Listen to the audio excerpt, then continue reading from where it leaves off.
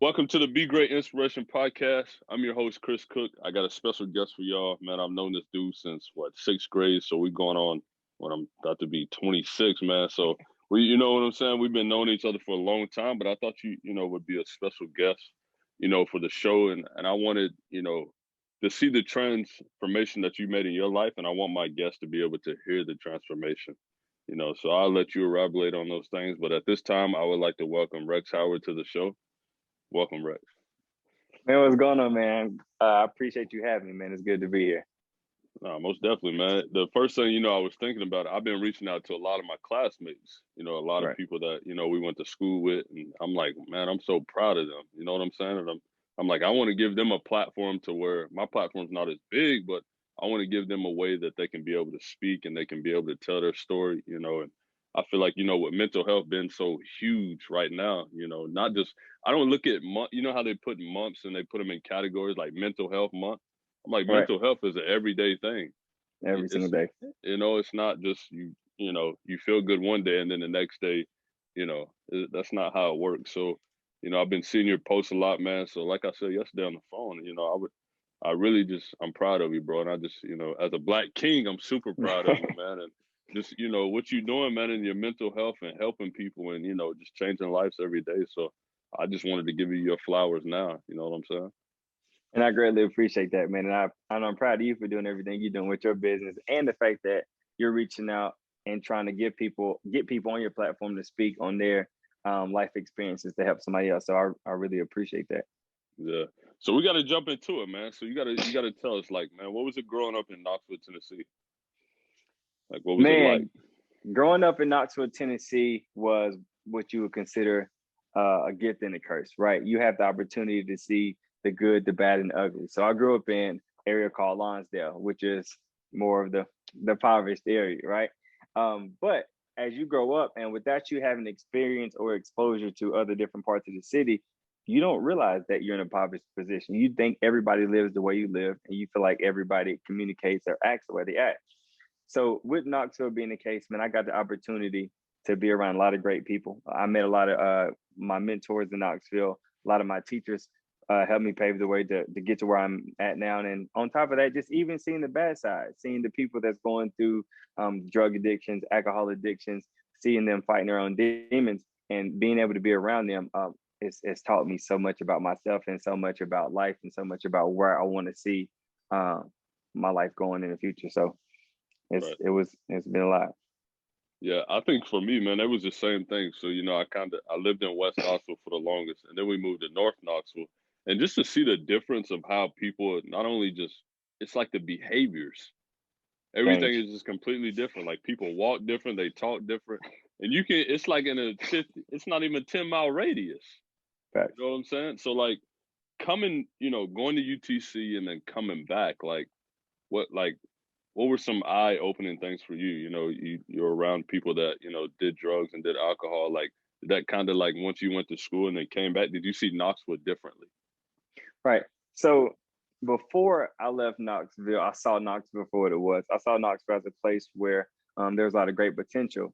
But because of the lack of resources or the lack of connections, not many people went to the next level. And if they did go to the next level, because they didn't have those mentors, didn't have that guidance beforehand, when they got to a place where things got harder, they didn't know how to handle adversity. So their only option was to go back home, or they got in a position where they weren't really that good academically. So once they got to college and they seen how tough it was, except for really trying, getting those extra mentors or getting those extra tutors, it was called it quits.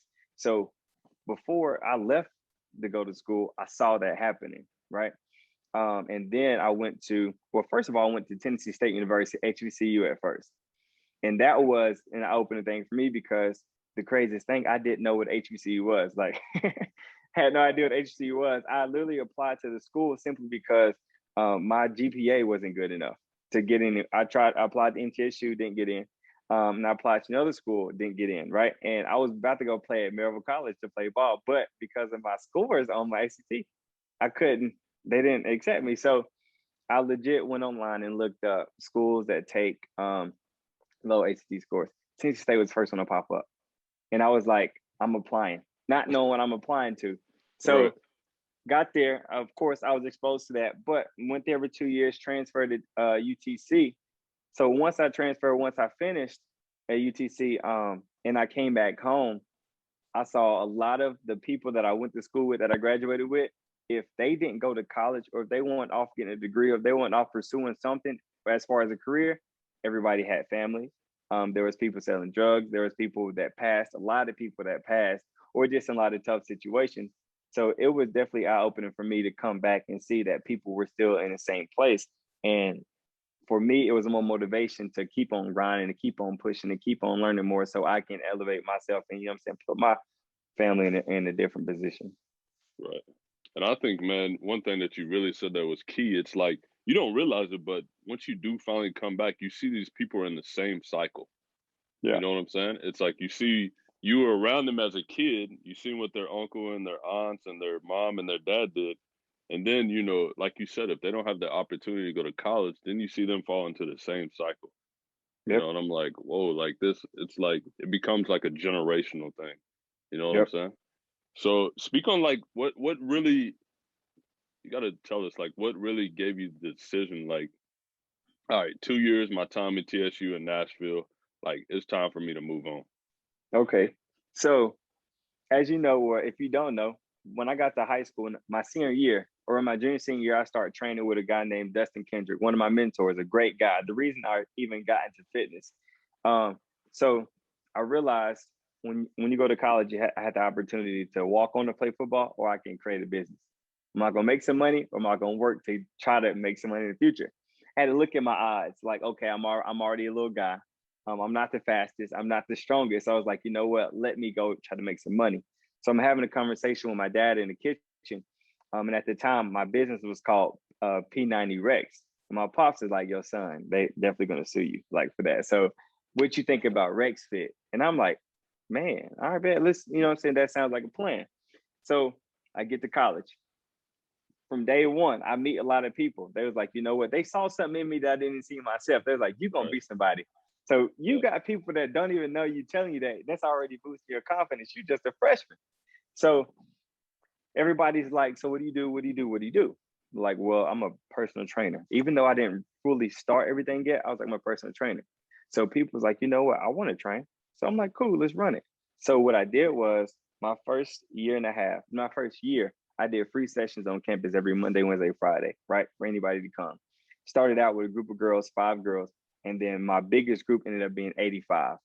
So I ended up like running campus. You know what I'm saying? Everybody knew me as Rex Fit. I started selling the wristbands. Everybody was buying them. People were coming to the events, and it was great. That second year, because one thing I realized about business and just about life, you have to go through a period of time where stuff is free. In order to build your name, to build that, you know what I'm saying, to get that credit, you have to do stuff for free. So I put in my year and a half, right? Every Monday, Wednesday, Friday, I put RexFit before my classes. You know what I'm saying? Yeah. So with that being the case, that following year, I was like, you know what? Now that I got the exposure, now that people know who I am, it's time for me to make some money. So I'm gonna offer free sessions still. I'm just gonna cut down just the Monday and Wednesday. But if people want sessions, personal training, I'm just gonna do $5 a session. Just five. You would never go anywhere and have anybody charge you No. $5 a train. So I'm doing that, man. And I'm getting people like $5. Oh, you changing, bro. Like $5, you charging now? And at that point, I knew in order for me to grow my business, in order for me to make money, in order for me to feel like my what I'm bringing to the table has a value to people, I have to leave. I have to go. It's Yeah. time to go. So I had a friend at the time that was going to UTC. I used to go up there just to visit, and I realized how active the campus was. They had a beautiful gym. Everybody's up in the morning running. People on campus, you know what I'm saying, all the time. So I was like, you know what? I think this is a great place for me to be. So Yeah. that was my main decision. On top of that, being at the school I was at, all HBCUs are really centered in the hood, right? Yeah. A lot of people was getting killed. A lot of people was getting robbed. Um, and it was just a lot of dangerous acts going on. And I was like, you know what? I don't feel comfortable on my campus. And I said, I don't feel like that's how college should be. I don't feel like I should have to worry about going outside or getting robbed and this and that, like at school. So that was another thing that played a big part of my decision. So once I got ETC, I knew it was game time. Didn't nobody know who I was, but I was like, you know what? I left Impact one place. It's time for me to do the same thing, and that's exactly what I did. Well, yeah, that's exactly what I did when I got to UTC. And then after I joined Kappa Alpha Psi in 2017, that helped my name get out there more. And then I joined the gym. I became a trainer at the gym. And then I started my clothing line, and that expanded everything. And it just completely took off. So everybody, not only did you experience Rex Fit, but you was wearing Rex Fit and you were talking about Rex Fit on a day-to-day basis. And it was just something, it was just a part of my business plan, man, my marketing. Yeah. Man, that's crazy. I never knew it got to that point though. I never knew, like, I just seen, like, you know what I'm saying? Like, you see stuff on Instagram and I'm like, oh, he really doing that. But like, I didn't know you was really like really doing that like that. That's Yeah, huge. like it got to the point, like I knew I was very strategic about it. I was doing Rex Fit and I was like, you know what? I'm wearing all these Nike, I'm wearing Adidas, I'm wearing Under Armour. I'm gonna spend a lot of money on this. So in 2018, I said 2019, I'm no longer wearing another brand, even though I did, but I was like, I'm going to create my own brand. So I created the brand. You know, a lot of people create things, especially when it comes to t-shirt brands or hoodie brands, and they have a lot of inventory. I started Rex Fit on 2 t-shirts, 2 hoodies, and like 2 tank tops. And I was like, yo, I got it. I just knew where to go buy it. I just bought 2. I printed my own stuff, and I dropped it. I was like, Rex Fit dropping on this day. As soon as I dropped it, I had about 65 orders week 1, right? So it was, from that moment, it was nonstop. So I'm doing my stuff. I got the heat. I got the heat press. I got the vinyl cutter, and I'm running it while I'm in while I'm a student, while I have a full-time job. So then I realized, I was like, there is no way I can do this by myself. So I need help. And I was like, you know, I need ambassadors. What other way to expand the brand than to have people on campus wearing it?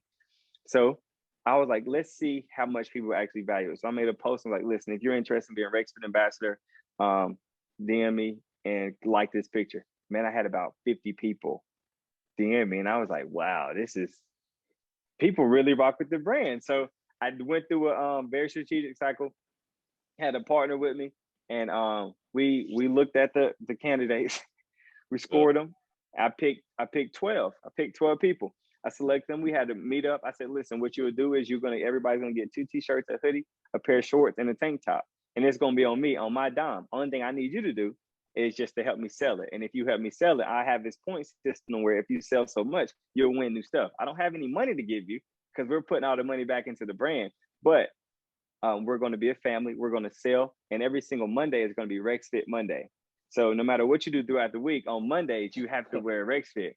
And man, when I tell you, every Monday is when we sold the most. So everything was small scale. So $25 for the hoodies, 15 for the t-shirts, 10 for the shorts. Everything is college price, right? Affordable.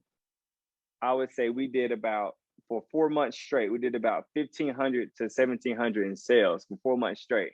And it was amazing, bro. Everybody on campus was wearing Rex Fit. Even my professors had Rex Fit. Wow. So you went down to UTC and like changed the whole like energy, the whole environment. Like Rex Howard is that guy. Man, that's what you became known as, that guy. Man, yeah. So that's it. Go ahead. No, you go ahead. So like so one thing, so I'm always been a confident person, right? And I never really talk about myself, right? But it just always, even if I do talk about myself, it hits different when you have people tell you about yourself. Prime example, I had a good friend of mine. We came in together, and he knew I was getting ready to graduate, he knew I was getting ready to leave. But we was out drinking. He was like, yo, Rex, I just need to stop and tell you something, bro. I don't think you realize how impactful you were and how inspiring you were. He was like, the fact that you came in and he said, bro, you were a nobody.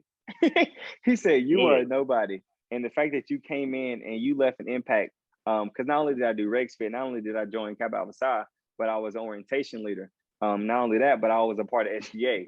You know what I'm saying? Not only that, I just did so much on campus. And no matter, like, I did all that stuff, but it took for him to really tell me that, to make me think like, you know what, I really did put in that work, and God blessed me to leave an impact the way I did. So, and that was a blessing. Wow, that's amazing. So we hit 2020, and this is when Yeah. everything slows down.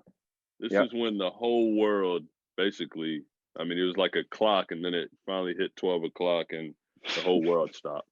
So, like, you're going to school, right, through COVID. Like, how did that play a role into your mental health? Like, when everything, the Rex fit, your SGA, everything just completely, like, went standstill. Man, I would say everything has to slow down in order for it to speed it back up, right? But and as much as I hated COVID, I love COVID because it brought me closer to God, and it brought me closer to who I am as a person. So prior to COVID, I'm out, I'm on the go, I'm always on campus, I'm always in the face of other people. I'm never by myself, right? I'm never by myself. Either I got my roommates around me, I got my frat brothers around me, I got my Rex Fit group around me, or I just got my friends around me. But when COVID hit, we went online, right? That adjustment to go from in class to online, I didn't really like that too much, simply because I need to be in front of my teacher. I want to be able to ask questions. I want to be able to raise my hand. I want to be able to ask the person beside me, yo, did you get that? You know what I'm saying? Now that we're online, everything's through video, and now you have to be more disciplined. Now you have to, your scheduling, your routine has to be different. So that was the one factor. Second factor was, when the city kind of shut down and they kind of made it mandatory for you not to be around people. I had to be by myself. And one thing that I have never done in my life was be by myself. So I realized how depressed I was, right? That I was, being around people gave me energy. Being around people made me happy. Being around people like really filled my cup back up. Me pouring into people filled my cup back up. But it was like I always felt like at some point I was stretching myself thin. I wasn't getting enough sleep. But when I got to the point where I had to be by myself, man, it taught me like, Rex, bro, you got a lot of stuff you ain't never dealt with. You got a lot of stuff that you ain't never healed from. You got a lot of stuff that you don't talk about. And you try to be the best person for everybody else, but you don't really got much to live. You don't really have much more to give. And so that's what COVID did to me. That's exactly what COVID did to me. And one thing that's crazy, I was talking to a lady, which is my girlfriend now. She was asking me like, Rex, what made you you? Like, how did you get to where you are? What made you this person that you are? And I didn't have an answer. I didn't have an answer. She was like, what's something that you did back then that you don't do now? And I was like, I used to write. I used to write. And she was like, write well, I'm like poems and stuff. And she was like, well, how about you try it again? So I got back into it. And when I got to writing these poems, man, I got to see patterns. I got to see things about myself that I wasn't noticing, and things started clicking. Things started making sense. And the biggest thing that I wrote was this poem called Dysfunctional Family. And it all transpired by me going to a cabin with my family and seeing things from the outside looking in, also from the inside looking in. And I got to see that we are all messed up in some way, form, or fashion, right?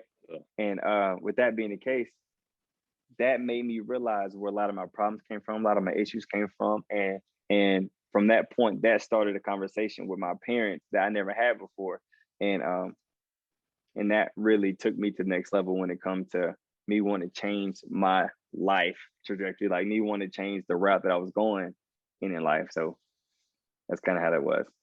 Yeah. I think, man, what you said, one of the key things that you said was the discipline. And then you actually, like, you got to really sit down and analyze who you are and Right. realize, like, that. I mean, for me, COVID, man, was like it was like a year of healing. I sat there and I'm like sitting in my apartment, and I was, my girlfriend, Sydney, and I was sitting there just talking to her. And she kind of asked me the same question. Like, babe, what is there things that you need to heal from that you haven't healed from? And I'm like, I never thought about it because I played collegiate sports, been an athlete, you're taught to, not show emotion, Yep. be this tough guy, be this strong guy, be the biggest guy in the weight room, be this, be that. So I never really and then once I really sat down, I'm like, yo, you're really struggling. Right. like you made to the point like you may need a therapist, and there's nothing Right. wrong with that. Like it got to that, I struggled really, really bad this past year because I'm like you. I'm the same way. I got to be around people. I love Yeah. to be sociable. I love to be like the energy in the room. And then when that stopped, I was like, whoa, like I got a lot Everything of stuff stopped. I need to work on.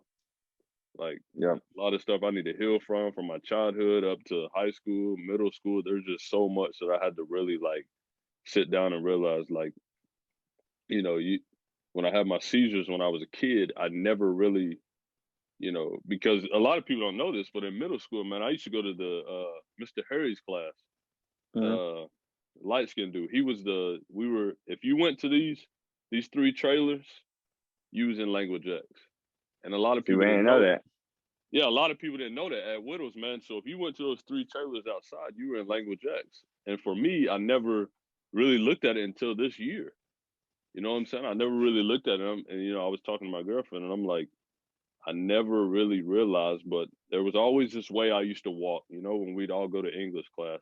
I would always walk up like I'm going to the cafeteria, knowing I don't have lunch. Right. But I'd wait till the bell ring because I knew everybody else would be in the room. You know what I'm saying? Because the teachers at Widows wasn't playing that. If you wasn't in when the bell, you know what I'm saying? You was getting written Right. up. But I didn't care at that point because I didn't want people to see me going that way. You know what I'm saying? That's Everybody going crazy. to Never knew English. that. Yeah, yeah. So I was in language X from like sixth grade to eighth grade because of my seizures. I was still, I was an IEP student. And for me, man, it was like now I look back and I'm like, man, you were really like, and I never told anybody, but there was always a strategic way I'd walk. I'd walk up the stairs, and if you go out the stairs, you go out the front door. I would go Yep. out the side door like I'm going to the track because I Right. didn't want nobody to see me, and then I would cut around the building. And it's like that little Wow. trauma right there, I never healed, bro.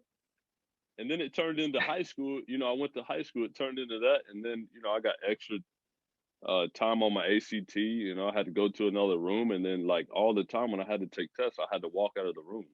And you just feel that pressure. Everybody like, where's Chris going? Yeah. You know what I'm saying? So for me, man, that's what I would say what COVID did for me. But was there like ever a time like in your life like you kind of felt like giving up or having suicidal thoughts or just like did it really hit you? Like I really need to like I haven't healed. Man, it was 2 times actually. So I can honestly say I've never been to the point where I was suicidal, but there was 2 times where I got real, real, real low. Right. So the first time happened when I would say 2019. Right. 2019. Yeah. 2018. I had a long relationship that ended. Right. That ended. And from that point, like you said, guys don't really we don't really try to heal. We just kind of keep moving forward. So didn't heal from that. That was a 4-year relationship. Didn't heal from that. At the time, I was during my fraternity. I was a major part of my fraternity. So I was putting a lot of work for there. I was doing Rex Fit on campus, 6 a.m. Right. So I won't really get no sleep. I was probably going to sleep around 3, 4 a.m., waking up at 6:30 a.m., going to campus, doing Rex Fit, going straight from classes because I was a manager at my job, going straight from classes, going straight to work, leaving work with my frat, you know what I'm saying, doing step shows and doing this and not even spending time with my homework. So I'm going to class, repeating this cycle, not really paying attention because I'm not really getting sleep. So I'm not really focused. And I'm just I'm stretching myself completely thin. So you get to this phase where I had a final for one of my classes. I've always been a student to where I've never been the best in class, but I've always made sure I didn't fail. I've Right. always made sure I did just enough to make sure I passed. But COVID hit right before COVID hit. I'm taking this class online, and there's time for me to take a final. I wasn't prepared for it. I failed the final, and that right there was my moment when everything clashed down on me. Everything clashed. I'm in my room, so mind you, I'm gonna paint the scene for you. I had moved to North Carolina for a job, lost the job right after 10 months, moved back home to Knoxville. My 2 roommates I had before, they just got a new spot. Townhouse, 3-level townhouse, and the bottom level was a basement. Now, mind you, it was an unfinished basement. It looked like a prison cell. But they was like, Rex, you can come stay here for 200. I'm like, all right, bet, I'm coming. I'm in there. So mind you, there's no natural light. There's no windows. So the only thing that's in there is the one light in the room. So I'm in there all the time. It's very dim all the time. It's very dark. If you turn the light off, it's pitch black. You don't even know what time it is if you turn the light off. So I'm taking this test. I'm in this room where I've been at for the last year, and I fail. And man, like I'm not an emotional guy. I'm not an emotional guy at all. And that came from my childhood. But I like that day, my emotions came out, and I turned the lights off, man. I kind of just like laid back, and I had so many thoughts, and I felt like a failure. I didn't really know what's going to happen next. Things weren't going good with work. Things weren't going good with my job. Things weren't going good with school. And it was just so much happening. So that was the first time I felt like, Rex, you got some things you really need to tend to. You got some things that you need to touch on. You got some things that you need to heal from in order to get better. Now, the second time is when I moved to Houston. So after I moved to Houston, and the crazy thing about this story, not many people know this at all, but I only moved to Houston with $1,200 in my pocket. And what? $1,200 in my pocket, and 1,100 of that had to go towards my rent, security deposit, and my other miscellaneous fees. So I had $100 to my name, right? So my lady, she drove up with me, but she didn't know my financial situation. I don't tell many people. So she was excited to get on the road with me, right? It's a 13-hour drive. I pick her up. I leave Knoxville, pick her up from Nashville, and she's geeked about being on the road. But my whole mood is off because I knew once I paid for gas and I paid for the move-in, I was gonna be at $75 in my account. Yeah. So she geeked. She like, why isn't your move good? I'm like, man, if you only knew, if you only knew. Right. So with that being the case, man, I get to Houston. Mind you, I'm 14 hours away from everybody I know. Don't have any friends, don't have any connections. I didn't have a job lined up. I do Uber, so didn't have a job lined up. I got this new spot. I made a post on Instagram. Everybody's excited. Everybody's happy. Now, mind you, a lot of people, we tend to post the good. We don't post the bad. We post the good. So I'm on Instagram. I made my post, got my keys on my counter. I'm geeked. And everybody, you know what I'm saying, is congratulations. So I knew from the minute I got there, it was game time. My girlfriend, when she's wanting to do things with her friends, I'm like, listen, do your thing. It's time for me to go to work. Because we get there, and she like, you don't, because mind you, I didn't tell you this, but all I brought was what could fit in my car. I didn't have a U-Haul, no truck, no nothing, no bed, no nothing, no furniture, no nothing. So I get there, and she like, where we gonna sleep at? I'm like, we're just gonna make a pallet on the floor. And she like, nah, we need an air mattress. I'm like, all right. We go to the store, get a little bit of groceries, do that. Man, that leaves me with $15 in my account. Whoa. I'm in a new city, 14 hours away from the crib. Got my girlfriend with me. She's staying for a week. And the pressure is on now. The pressure is on. So with me doing Uber in Knoxville, if I drive 5 hours, I make about $150. If I drive 8 hours, I make about $250. Man, I drove 8 hours on my first full day in Houston, and I made like $65. And I'm like, bro, this ain't looking good. So I go through that, man. School was kicking my ass. You know what I'm saying? We got papers every single week. I'm trying to focus. Don't have no furniture in the crib. Don't got no Wi-Fi in the crib because I can't afford it yet. So I'm going downstairs to the computer room. The computer room filled. So if I can't do that, then I'm got to find other places. So school's kicking me. Life is kicking me. Don't really have no friends. I'm getting lonely. I'm getting depressed. And then I was still dealing with PTSD and paranoia because back in August of last year, I got robbed. So, you know what I'm saying? I got robbed in my car at gunpoint. You know what I'm saying? And that's a crazy story in itself, but I'm still dealing with PTSD from that. So I'm in the city of Houston, not near nobody, and I'm doing my Uber stuff, but if I get to certain areas, I'm paranoid. So not only am I paranoid, I'm feeling depressed, I'm feeling lonely, I don't have the money, my school is kicking my ass, and every part of life was just coming at me.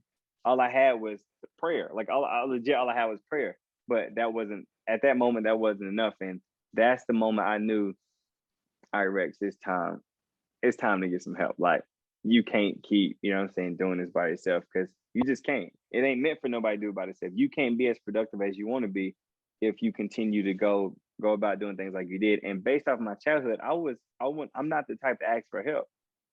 My girlfriend kept saying, if you need anything, just let me know. Like, if you need money, I got you. I'm like, babe, I'm good. Like, don't worry about it. My mama called me, be like, hey, you good? I'm like, yeah, I'm straight. We good. Lying. Cause I don't know if it's a pride thing, but I think it's really just, I'm not used to asking for help. I'm used to doing everything. I'm used to figuring it out. So with that being the case, man, trying to figure it out was tough, and it really put me in a deep dark place, and I had to go get a therapy in order to get that fixed. Wow. So you're on the road and you're going to Houston with $1,200. You sound like me when I jumped on a plane to go to LA with $3,000 and 3 luggage. That was it. That was all I had, but I had somewhere to go, so that it's a little different. So you're driving around in Houston, right? You got PTSD. You're still not healed from your childhood trauma. I mean, you got what, $15? Then you drive for 8 hours. Like, when did it really hit you? Like, okay, you know what? This is where I'm supposed to be. I have purpose in life. Like, when did that hit you? Man, okay, so I feel like it hit me before I got there and after I got there. So one thing I'm big on is if you have belief and you have faith in Christ, right? In God, and knowing that he's going to do what he says he's going to do, and then you pray about it and you manifest. If you believe that, then everything's going to happen. What's crazy is I live on Woodland Street, right? And I'm in Houston. My granny, which house I used to go to all the time, my favorite granny, she passed in 2015. She lived on Houston Street. Getting off her exit was Woodlands, right? And I'm like, oh, that's purpose right there. Okay, boom, that's starting to connect dots for me. When I was during COVID, I was like, I told my guys, I was like, I'm about to make a trip to Houston. Everybody filed for unemployment. I was like, I jumped on the train. I had $700, boom, that just hit the account. I was like, I'm about to make a trip to Houston. They was like, you flying? I'm like, no, I'm driving. Bro, it's only gonna be $150 in gas. Like, I'm going. If y'all want to ride, we can split it up, get a hotel, boom, boom. I get to Houston, the city is shut down. But the way I felt in the city and the way, you know what I'm saying, the vibe I got, I said, I'm coming. Like, there's nothing stopping me. And I prayed about it. And God was just confirming it. He's like, all right, babe, if you want to go, we going. You going. So even though there was a lot of bumps in the road, God still made a way for me to get there. And one thing I believe is, if he wants you somewhere, he's going to keep you there, right? So I do that, and I get there, and I'm praying, and I have this lady that I've known in North Carolina. I met in 2017. Name is Dottie. She used to pray for me. She used to write me letters. Like, she used to uplift me. And she called me. She was like, hey, Rex, I'm taking this course online, this Bible study course. And the instructor, she lives in your area in the Woodlands. She was like, and I told her about you. Would you mind if we connected you guys? I'm like, that's perfect. So lady reached out to me like, hey, Rex, I'm Carmen. My husband's Bob. We would like to introduce you. We want you to come to our church. So I went to church with these people. Then we went to lunch after. The connection that was there was amazing. Like, I was like, this didn't happen on accident, right? No. So I met this lady in 2017. We stayed connected over years.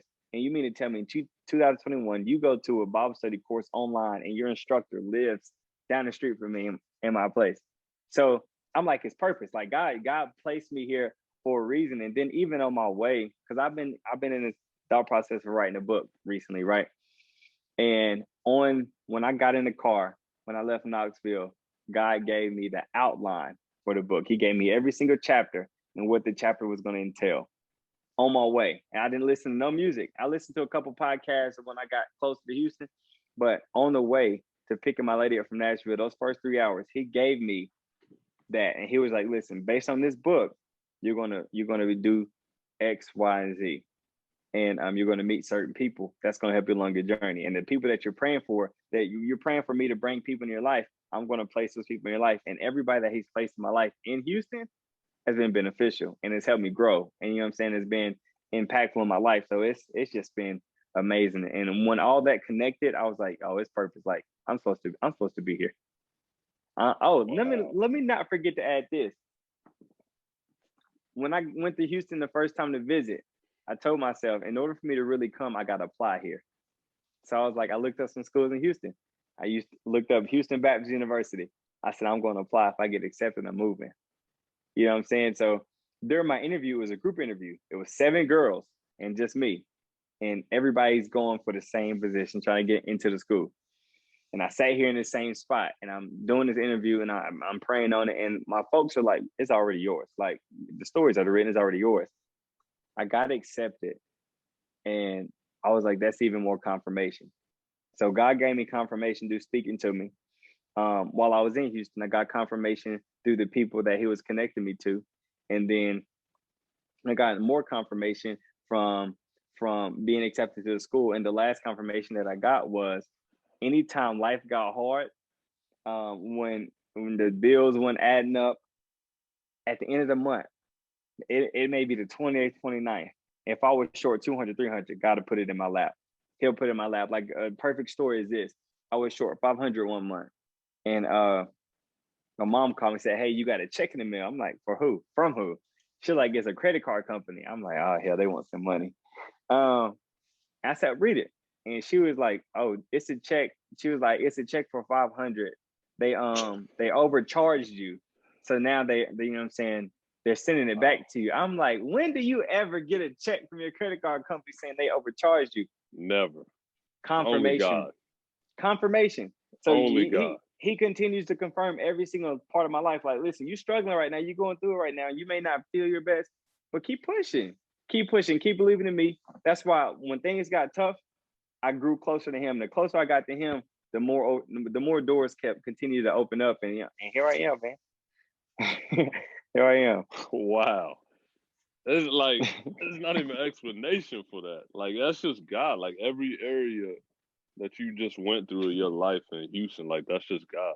What is the Nothing but. possibility, though, of you meeting that lady in 2017?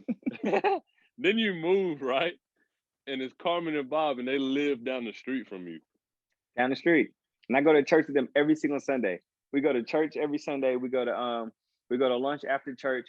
We talk. Carmen is great. And they're both in the ministry. They're both really in depth in the Bible. They both golf. I go to the golfing range with Bob. Bob likes to shoot guns. I like to shoot guns. So, you know what I'm saying? There's times that we got set up to go to the range and everything just lined up. And my girlfriend was like, why don't you meet some younger people? And I was like, look, I've been praying for people that's going to, pour into me, praying for people that's going to, uplift me, praying for people that's going to be there for me when I need them. God ain't placed me around the younger people yet because maybe we're not on the same wavelength right now. They're still in their party mode. I'm not in party mode right now. I'm in grind mode. I'm in focus mode. I got to get this money.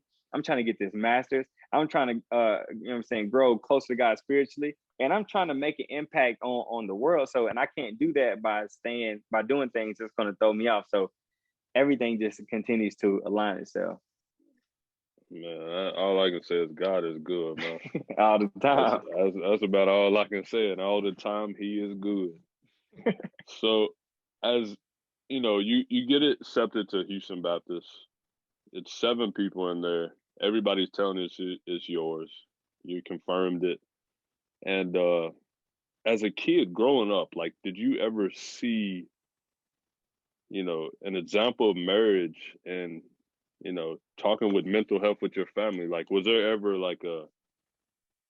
did you ever think that your life basically would lead to what you majored in and now what you're doing? Absolutely not. And I'm going to tell you this in 2 parts. So as a kid, there was a lot of toxicness going on within the house when it comes to communication, when it comes to boundaries, when it came to just everything, a lot of toxicness. Now, my parents did get married, right? But mind you, my parents are young. They had 5 kids by the age of 21, right? So I put it in my poem. They were kids raising kids, trying to teach us, but they were never taught. So they did the best they could, and I really appreciate the work that they did.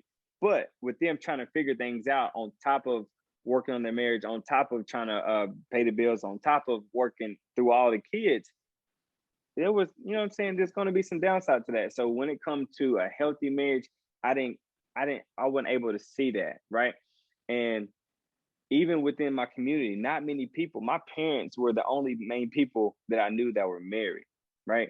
I had friends that had parents that were married, but I didn't really spend too much time with them. So as far as seeing a happy, healthy marriage, I didn't really see that until my later years. And to think that I would go into marriage and family therapy, that didn't hit me um, until August of last year. That didn't hit me till August of last year. So I've always been the go-to guy for relationships, for love, for sex, like for different kind of things when it comes to conversations. Like, what should I do here? What should, on both ends, males and females. So I've always been great at giving advice, but I had never in my life thought that I was going to be a therapist, or you know what I'm saying, or even big on mental health. But like I Yeah. said, God works in mysterious ways. And after, like I told you, I wrote that poem, Dysfunctional Family, I sat down, had a couple conversations, showed it with my aunt, well, my cousin, and she's in the mental health field. And she was like, I can see you taking this route.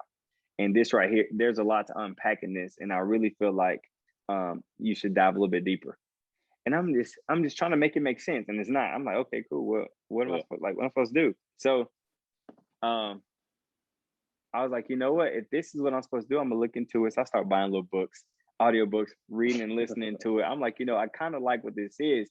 And one thing that really set the tone for me was after I got robbed, I didn't want to go to therapy. I was like, I'm gonna teach myself how to get over this. So I go to the bookstore and there's a book called Cognitive Behavioral Therapy. And this is the technique that you use as a therapist. So Yeah. I'm reading this book, I'm taking notes, I'm going along with it, and it's helping me out. And I found out this is the same stuff you use in therapy. I'm like, if I can do this to help myself out, I can probably help somebody else out. Right. So that's that the kind of those are the kind of steps that I took. But to back to your main question, as far as growing up, no, I didn't really get to see that much of healthy marriages. Right. So going into the therapist talk, like what is some of the key things that you help people focus in relationships? So like basically me and Sydney, we've been dating for a year and a half. Oh my God, in August would be 2 years. Okay. So like in a regular, no, I wouldn't say regular, but just in a relationship, like what type of key things have you learned that could help someone like me or someone else in a Man, relationship? it's a lot. So first of all, I'm really gonna spill a lot of a lot of different things. Um, it's knowing who you are as a person, knowing who you are as Chris. Who am I? What have I been through? What are my triggers? What makes me happy? What makes me sad? A lot of times we get with people because of their looks and their personality or the sexual acts. It makes me feel good. But what happens when things go wrong? What happens when there's an argument? Are you able to listen to your partner? Are you able to empathize with your partner? Are you able to be there for them when things get tough? Are you able to applaud them when things are going good? And on top of that, are you able to understand what they value versus what they don't value?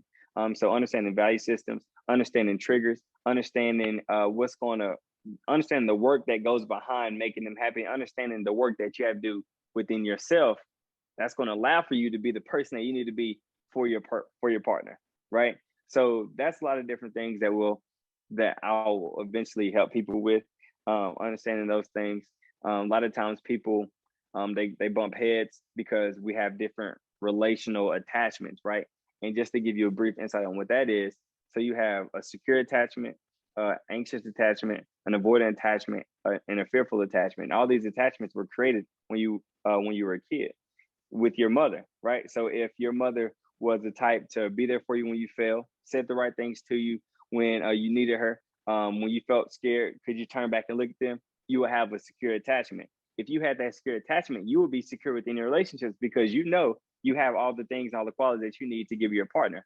Now, let's just say your mother wasn't like that. Let's just say your mother didn't feed you when you were hungry. She wasn't there for you when you fell, and she get up, stop all that crying. You would create an avoidant, insecure attachment because you know what I'm saying. You want that attention, you want that affection, but you don't really feel like you're going to get that.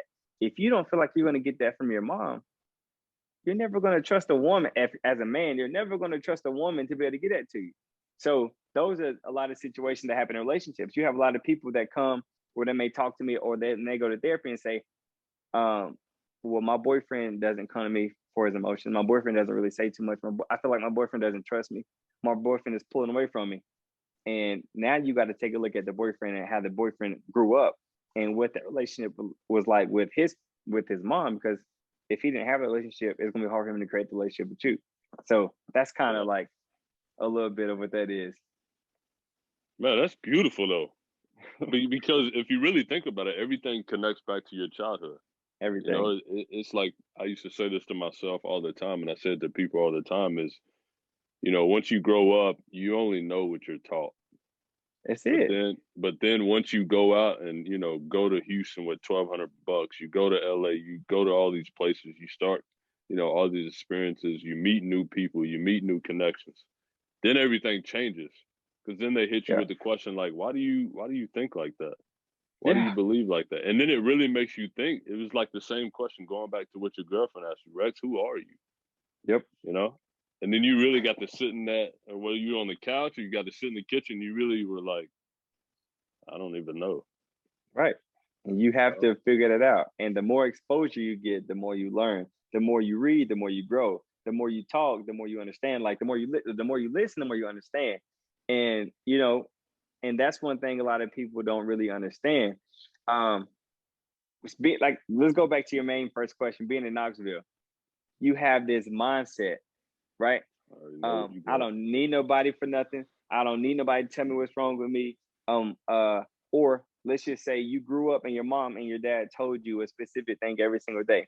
Because they put that into you for 18 years, when you go out into the world, if anybody says anything that goes against that, they're wrong to you. Now there's an argument. But because you never had the opportunity to sit down and listen and learn from somebody else to get more opinions, you think only thing that you know is the right thing to go. So if that translates into your relationship, there's going to be a lot of conflict. There's going to be a lot of arguments. There's going to be a lot of going back and forth. You take that into your work life, you're going to get fired, right? Because you can't go against your boss. It just, no matter what you do in life, it's just everything goes back to your childhood. Yeah, it definitely does. And I know one thing for me, like my dad, man, he was so hard on me all the time. But Sundays was our relaxed day.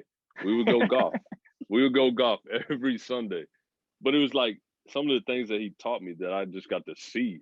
You know what I'm saying? Like seeing my dad basically work his ass off, seeing my mom, you know, cook and clean, and then my dad just, you know, busting his tail all the time. So for me, it was like, you know, my girlfriend be like, you got to take some time to rest. You know what I'm saying? And I'm just like, I got to go, go, go. I have to, like, these lights got to stay on.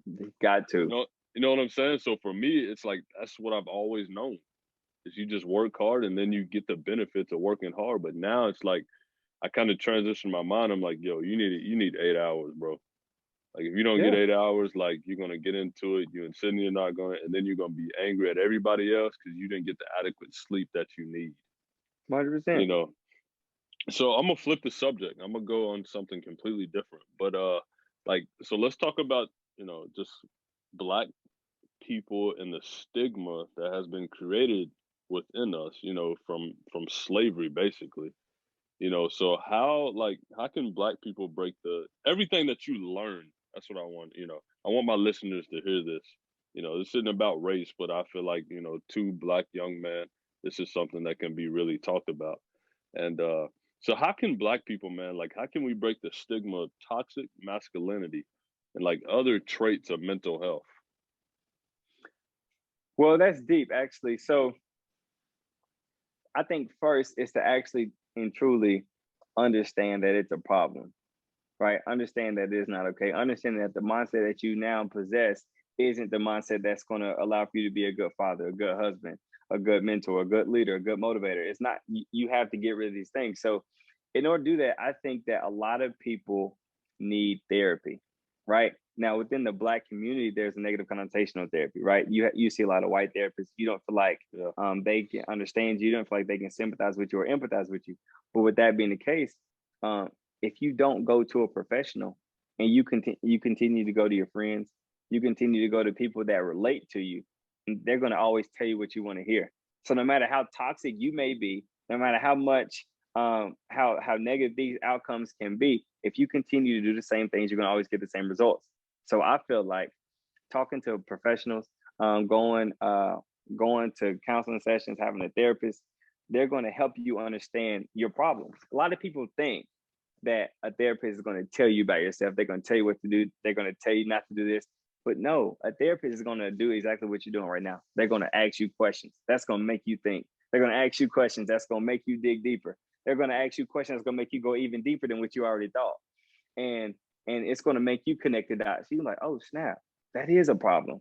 Oh, snap, every time I do this, there's a reaction from other people in this kind of way. Oh, snap, the way I'm behaving, my toxic masculinity is the reason why I can't have or sustain a healthy relationship, or the reason why I keep getting fired, or the reason why people don't want to talk to me. So I truly feel like and believe that in order to get past that, first you have to understand that it's a problem. Second, that you have to want help, right? You have to want to be better. Whether you go get a professional help or you start doing some research on how to help yourself, books, audio books, podcasts, YouTube, everything you want to know about yourself, everything you want to learn, everything that's going to be out there to help enhance you is out there for free. A lot of stuff is out there for free. And if you want to get past that, the free stuff, and you want to actually pay somebody for it, there's people out there that specializes in helping you understand who you are. That's going to help you become a better person. That's going to help you become the better Chris, help me become the better Rex, and help what's on your shirt, you be great, right? Yeah. So with that being the case, I think that is the answer. We have to step outside of this idea of, I don't need nobody telling me about my problems. I don't need no help with my problems. I don't need to go to nobody and talk about it. We have to step outside of that and and realize, like you said something in the beginning, in order for us to not repeat the cycle, we have to do something different. So I think that's what that is. Wow, that's amazing.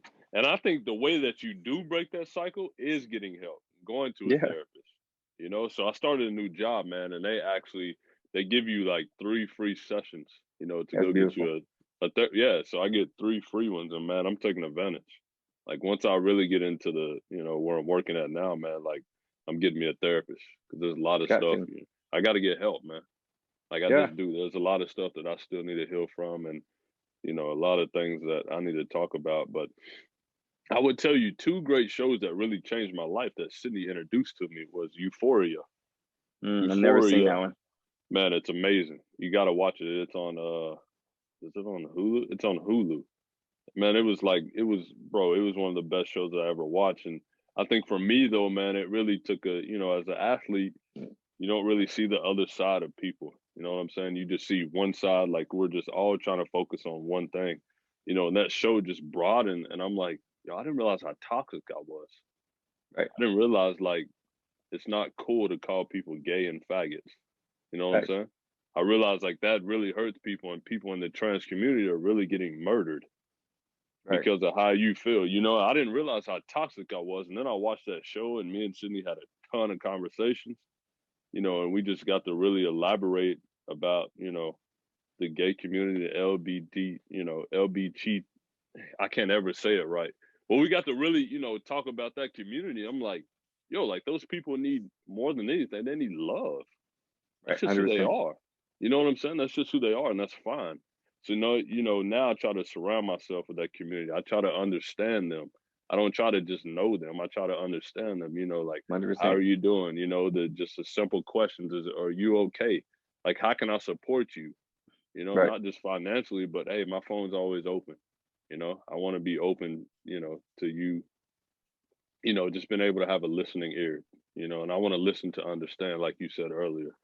So with this, that's huge. Yeah, I mean, that's what I had to do, man. Like for me, it was because playing basketball, bro, you're around not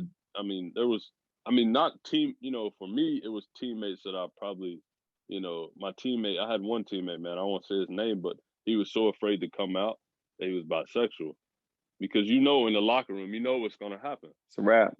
It's a wrap. And it's like, no one wants to deal with him. But it was like, for me at the time, now I look back and I'm like, I should have did better. I should have really been like, hey, man, it's okay, bro. Like, that's fine. Like, I still accept you. I still love you. I think it's more than just I accept you, though. It's like I understand you. Yeah. I want to understand you. And that's fine. You're not different. You're just human, because people don't realize, but, it's just, I think we just gotta love more, you know? We not only do we gotta love more, but we gotta understand why we feel like it's a problem for somebody to be different, right? Yeah. Now because like yourself, I have a lot of gay friends, right? And growing up, that wasn't the case. Growing up, nobody, if you hung out with gay people, you were considered gay. And nobody wanted that. Then I got older and I started having conversations, and I started meeting a lot of people. I started training different people, and I started realizing that they are human just like us. They have connections just like us. They make money just like us. They pay bills just like us. There's no difference. You feel me? So you have to, just like one thing God did. He didn't judge nobody, right? He accepted people for what they were, and he loved them just like he loved himself. And that, with that being the case, I had to understand that. And once I understood that, everything started making more sense. And I even started getting more blessings. Like, who am I to judge somebody for liking something different? Who am I to judge somebody for thinking no, not thinking, but who am I to judge somebody for being different than what I am? You can't. So like you said, it's gonna take love. And that's one thing I got for the world, man. Nothing but love. Because we getting too old to be hating, we getting too old to judge. And it's what that's gonna do for you. What is that gonna do for you? It's not gonna make you no more money. It's not gonna bless you anymore. It's not gonna make your relationships better. So that's where I'm at in my life right now, man. I'm open arms. I am putting all my biases aside. I understand that I have a lot of things to unlearn and relearn. I understand that I'm able to have better conversations. And a lot of times you got to have those uncomfortable conversations in order for them to become comfortable. So it's a lot. Yeah, and I actually changed my thought on that. You know what's crazy is you just said uncomfortable conversations, man. But I really, bro, I put an emphasis on my life is I don't look at conversation. I don't put them in categories no more. Dang. Like I don't put them in comfortable, uncomfortable. Like this, should be talked about. I just put it in it's just a conversation, because we've always been taught like, hey, you got to go have the uncomfortable conversation. But is it really uncomfortable? Or is it what really needs to come from my heart? Yeah, no, come from their heart. The truth. I took that stigma. You know what I'm saying? I've taken that stigma of this being this way, that being that way, and I'm like, no, it's just a conversation that just needs to be said. And at first, I'm gonna have some anxiety because I'm like, I don't know how this person is gonna react. But then once you do get that reaction of like, hey, Chris, or hey, Rex, I have felt that way the same way. And I'm like, whoa, like this is beautiful. This was needed to be said. So with this series been Mental Health Matters, man. I feel like, you were a perfect guest for this, honestly. I really do. And I appreciate you coming on here for sure. 100%. And I want to ask you this question, man, because I feel like this is what a lot of my listeners need to hear, and it's something I may need to hear for myself also, because the time, when you grow up in that type of environment of being an athlete, you don't really look at the other side of things, or not being an athlete. You don't look at the other side of things. You just kind of look at it like, well, these lights got to stay on. That car's got to have gas in it. You don't really sit down until, like we were talking about earlier with COVID, everybody had to just sit down, relationships were, marriages were taking a toll. Like now you got to really get to understand your spouse. Now you get to really have to understand your kids. Right. Your kids are at home, you know what I'm saying? So it's like the whole world, everybody got to really see like, all right, what do I have to, like, I got to work on me. So what advice would you want to give people struggling with, suicidal thoughts, depression, and anxiety? Because Rex, I want you to really think about this because I want people to really feel what you're about to say. I mean, we've had an amazing conversation, but I want people to really feel this one. Man, the advice that I give, a couple of things, man. Keep going. There's so much purpose. You're here for a purpose. You're here for a reason. God placed you on this earth to fulfill certain things. What you're going through right now, you won't always be going through it, right? This is temporary. Somebody needs you, right? And if you can't live for you, then live for that person that needs you, right? Whether that's your mom, whether that's your little sister, whether that's somebody looking up to you. Because if you give up, just imagine how easy it is for somebody else to give up that's looking up to you. So I would say keep going. I would say grow closer to God. Find find your reason to live. Find your happiness. Whether that's doing new things, trying new things, talking to new people, doing certain things that you never done before. But find your reason to live, because you are important. You're loved, you're cared about, and somebody needs you, right? And even when you get to the point where you get to your lowest and lowest point, just know that there's light in the tunnel. Just know that there's somebody caring about you. Just know that there's somebody praying for you. And like I said, just know that your life is important. If somebody needs you, you need somebody. Like, just know that your life is important. So that's the advice I would give. And the last thing I would say is, if they have yet to go seek help, if they have yet to talk to somebody about this, I would say now is the time, because what you may be going through, you don't have to go through by yourself. There's somebody that's going to be help. There's somebody that's going to help you. And if they can't help you, then they're going to have the resources to send you off and refer you to somebody else that may be able to help you. So, you know what I'm saying? Don't give up. Keep going. Don't quit. Beautiful. Beautiful. So the last question, man, I ask all my guests this. I got to ask everybody this, because everybody's definition is completely different. This conversation has been amazing. I learned a lot about you that I didn't even know. You know what I'm saying? I just remember the kid that was the guy. You know what I'm saying? The guy in middle school, like Rex Howard. Like, if you chilling with Rex, you're in good standing. You know what I'm saying? But man, I learned a lot, man. So, you know, at the end, I like to ask people this question, because everybody's question is so different. Everybody's answer is so different. But what does be great mean to you in your life? Man, be great.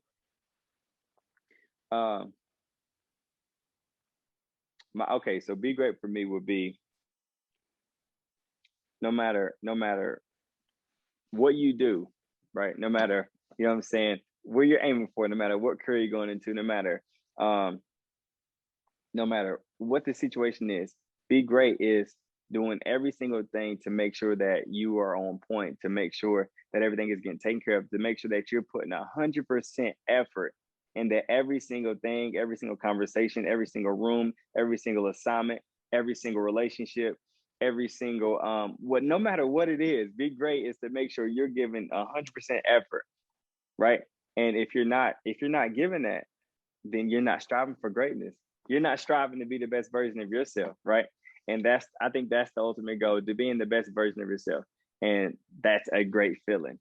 You know what I'm saying? When you are the best version of yourself, when you not only are what people say you are, but you are what you say that you are, right? And not only do people know it, but they feel it. So when I hear be great, that's what I think about: becoming the best version of yourself that you could possibly be, to help other people around you become the best version of themselves that they could possibly be. Wow. Ain't nothing else I can say about that, man. So you gotta tell my listeners, man, where can they find you and where can they hear your message? Man, so you can find me on Facebook at Rex Howard Jr. You can find me on LinkedIn at Rex Howard Jr. You can find me on Instagram at _ Rex Howard Jr. So all of my profiles are gonna be the same name. I want to be easy find. You're going to see me post a lot about life. You're going to see me post about relationships. You're going to see me post about things that we all may go through here soon, because I am not only will I be certified, have my license in marriage and family therapy, but I'm going to be certified in sex therapy as well. So with that being the case, you'll hear my message on all of those platforms. And the podcast is coming soon. Not only the podcast coming soon, but the book is coming soon. So I'll disclose the information when it's time. All right, man. I thought my my listeners was going to get something a little exclusive, but we'll wait on it. Like I said, man, Rex, I appreciate you though, man. Like I said before, man, just keep doing what you're doing. Keep being great, and just know that you have purpose, which you already know. But I think it's, you always got to hear it. You know what I'm saying? But just keep 100%. doing what you're doing, man. And like, I had to get you on here because I wanted people to, like we were talking on the phone yesterday, I wanted people to feel this episode. I don't want people to just hear it, but I want people to be able to come back and pick little stuff from this, and put it into their own life. But man, I appreciate you, bro. Man, I appreciate you for having me. I love what you're doing. It's great catching up with you. We ain't talked in years. Literally, we've been having small talk on Instagram every now and again, but this is the first time we talked in years. So it's good to see you doing great. I'm glad that you're putting this podcast out there. I'm glad that you have created this podcast so people can become more aware and enlightened on different kind of situations. So once again, I appreciate you for even having me on the show, man. Yes, sir. Be great.